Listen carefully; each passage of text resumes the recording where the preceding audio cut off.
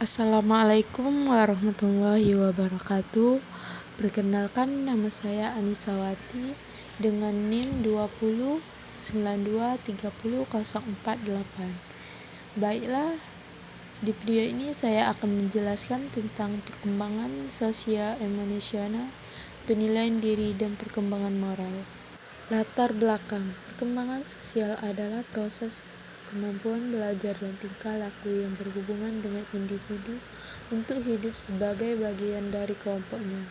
Di dalam perkembangan sosial, anak dituntut untuk memiliki kemampuan yang sesuai dengan tuntutan sosial di mana mereka berada. Tuntutan sosial yang dimaksud adalah anak dapat bersosialisasi dengan baik sesuai dengan tahap perkembangan dan usahanya, dan cenderung menjadi anak yang mudah bergaul. Perilaku sosial merupakan aktivitas yang berhubungan dengan orang lain, baik dengan teman sebaya, guru, orang tua, maupun saudara-saudaranya. Saat berhubungan dengan orang lain, terjadi peristiwa yang sangat bermakna pada kehidupan anak yang dapat membentuk kepribadiannya dan membentuk perkembangannya menjadi manusia yang sempurna. Perilaku yang ditunjukkan oleh seorang anak dalam lingkungan sosialnya sangat dipengaruhi oleh kondisi emosinya. Perkembangan emosi seorang anak sangat dipengaruhi oleh kondisi lingkungannya. Emosi merupakan suatu gejolak penyesuaian diri yang berasal dari dalam dan melibatkan hampir keseluruhan dari individu.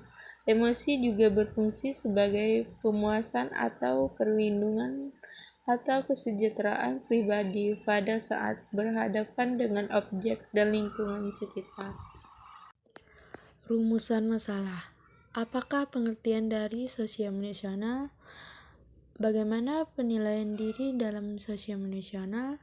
Bagaimana perkembangan moral dalam sosial emosional? Tujuan memahami pengertian sosial emosional, memahami penilaian diri dalam sosial emosional, dan memahami perkembangan moral dalam sosial emosional. Pembahasan pengertian sosial emosional. Perkembangan sosial adalah pencapaian kematangan dalam hubungan atau interaksi sosial. Dapat juga diartikan sebagai proses belajar untuk menyesuaikan diri dengan norma-norma kelompok, tradisi, dan moral agama. Sedangkan emosi merupakan faktor dominan yang mempengaruhi tingkah laku individu. Dalam hal ini termasuk pula perilaku belajar. Emosi dibedakan menjadi dua, yakni emosi positif dan emosi negatif. Emosi positif seperti perasaan senang, bergairah, bersemangat, atau rasa ingin tahu yang tinggi akan mempengaruhi individu mengonsentrasikan dirinya terhadap aktivitas belajar. Sosial emosional dapat diartikan sebagai perubahan yang terjadi pada setiap individu yang berkaitan dengan setiap kondisi dan perilaku individu. Perkembangan sosial emosional merupakan kemampuan anak dalam berinteraksi dengan lingkungannya. Hal ini ditandai dengan adanya perluasan hubungan baik dengan keluarga maupun dengan sebayanya, sehingga memberi ruang bagi mereka untuk berinteraksi, bersosialisasi, dan bekerja sama dengan orang lain. Perkembangan sosial emosional menurut Santrox 2008 terkait perkembangan diri dan perkembangan moral dengan dua aspek pentingnya, yaitu harga diri dan identitas diri.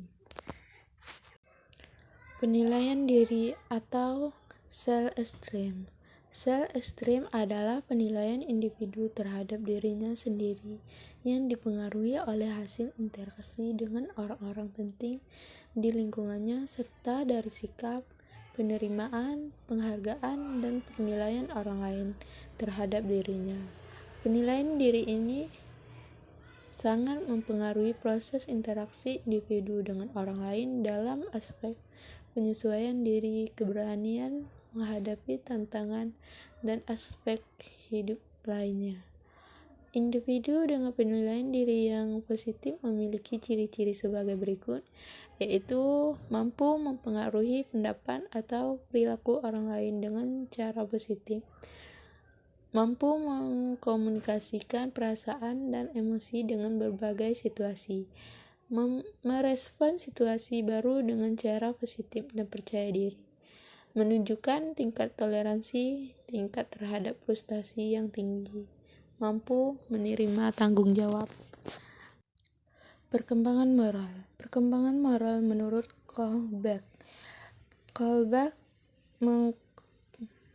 mengklasifikasi perkembangan moral atas 3 tingkatan atau level, yang kemudian dibagi lagi menjadi 6 tahap atau stage. Semakin tinggi tahap perkembangan moral seseorang, akan terlihat moralitas yang lebih mantap dan bertanggung jawab dari perbuatan-perbuatannya. Adapun urutan perkembangan moral menurut Kohlberg tersebut adalah sebagai berikut. Pada tingkat level 1, moralitas prakonvensional. Pada tingkat ini, anak mengenal moralitas berdasarkan dampak yang ditimbulkan oleh suatu perbuatan, yaitu menyenangkan atau hadiah, atau menyakitkan atau hukum. Anak tidak melanggar aturan karena takut akan ancaman dari otoritas. Dalam tingkat pertama ini dibagi menjadi 2 tahap. Tahap pertama, tahap ganjaran dan hukuman, baik atau buruk bergantung pada konsekuensi fisik. Tahap ini didasarkan semata pada sakit atau kesenangan seseorang dan tidak mempertimbangkan orang lain. Tahap kedua, tahap pertukaran. Dalam tahap ini ada pengakuan yang meningkatkan bahwa orang lain punya kepentingannya sendiri dan harus dipertimbangkan kepentingan itu yang lain dalam kaitannya dengan pertukaran dan resiprositas. Anak-anak dalam tahap ini sangat menaruh perhatian dengan apa yang adil, tetapi tidak menaruh perhatian pada keadilan sesungguhnya.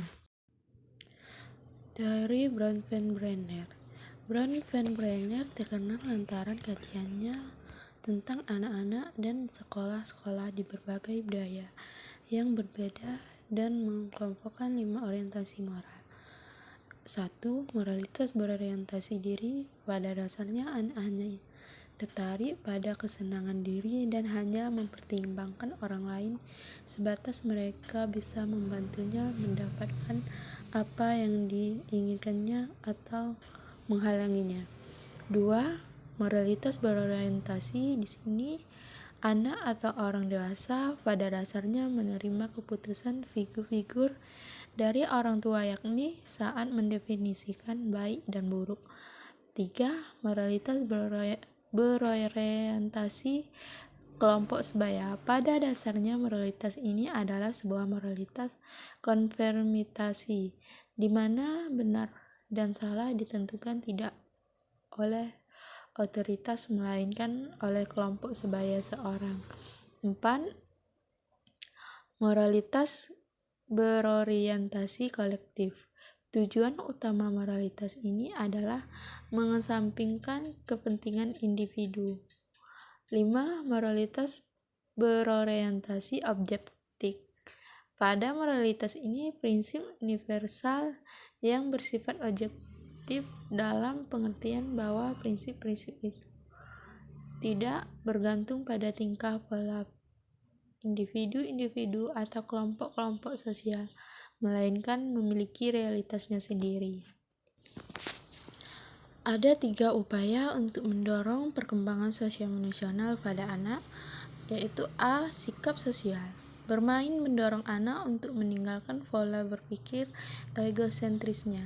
Dalam situasi bermain, anak bisa mempertimbangkan sudut pandang teman bermainnya sehingga egosentrisnya bisa sedikit demi sedikit berkurang. Dalam permainan, anak belajar bekerja sama untuk tujuan bersama. Anak terdorong untuk belajar berbagi bersaing dengan jujur, menang atau kalah dengan seperti mempertahankan haknya, dan peduli terhadap hak-hak orang lain. Lebih lanjut, ia pun akan belajar makna kerja tim dan semangat tim. B. Belajar berkomunikasi. Untuk dapat bermain dengan baik bersama orang lain, anak harus bisa mengerti dan dimengerti oleh teman-temannya. Hal ini mendorong anak untuk belajar bagaimana berkomunikasi dengan baik, bagaimana membentuk hubungan sosial, bagaimana menghadapi dan memecahkan masalah-masalah yang timbul dalam hubungan tersebut. C. Belajar mengorganisasi. Saat bermain bersama orang lain, anak juga berkesempatan belajar berorganisasi. Bagaimana ia harus melakukan pembagian peran di antara mereka yang turut serta dalam permainan tersebut. Misalnya, siapa yang menjadi guru dan siapa yang menjadi murid. Kesimpulan, perkembangan sosial adalah pencapaian kematangan dalam hubungan atau interaksi sosial. Dapat juga diartikan sebagai proses belajar untuk menyesuaikan diri dengan norma-norma kelompok, tradisi dan moral agama, sedangkan emosi merupakan faktor dominan yang mempengaruhi tingkah laku individu. Dalam hal ini termasuk pula perilaku belajar. Emosi dibedakan menjadi dua, yakni emosi positif dan emosi negatif. Emosi positif seperti perasaan senang, bergairah, bersemangat, atau rasa ingin tahu yang tinggi akan mempengaruhi individu untuk mengonsentrasikan dirinya terhadap aktivitas belajar. Sosio-emosional mencakup penilaian diri atau self-esteem, yang diartikan sebagai penilaian individu terhadap dirinya sendiri yang dipengaruhi oleh hasil interaksi dengan orang-orang penting di lingkungannya serta dari sikap, penerimaan, penghargaan, dan penilaian orang lain terhadap dirinya. Penilaian diri sangat mempengaruhi proses interaksi individu dengan orang lain dalam aspek penyesuaian diri, keberanian menghadapi tantangan, dan aspek hidup lainnya. Kemudian, perkembangan moral meliputi teori Kohlberg dan teori Brenner. Baiklah, itu saja yang dapat saya sampaikan atau saya jelaskan. Saya ucapkan terima kasih. Wassalamualaikum warahmatullahi wabarakatuh.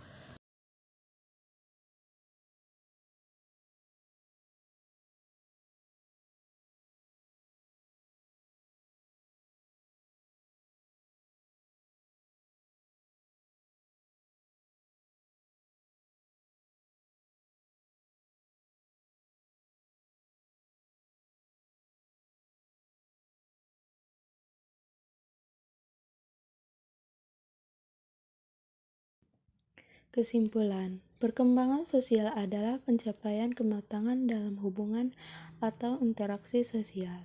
Dapat juga diartikan sebagai proses belajar untuk menyesuaikan diri dengan norma-norma kelompok, tradisi, dan moral agama. Sedangkan emosi merupakan faktor dominan yang mempengaruhi tingkah laku individu.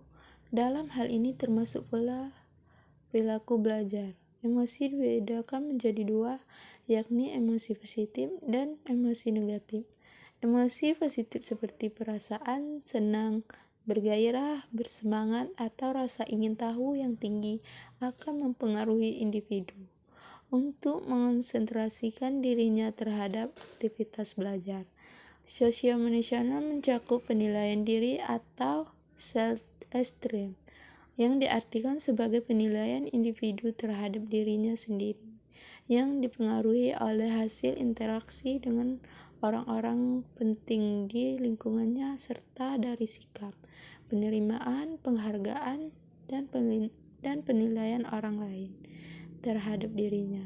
Penilaian diri sangat mempengaruhi proses interaksi individu dengan orang lain dalam aspek penyesuaian diri, keberanian menghadapi tantangan, dan aspek hidup lainnya. Kemudian, perkembangan moral meliputi teori Colbert dan teori Bronfenbrenner.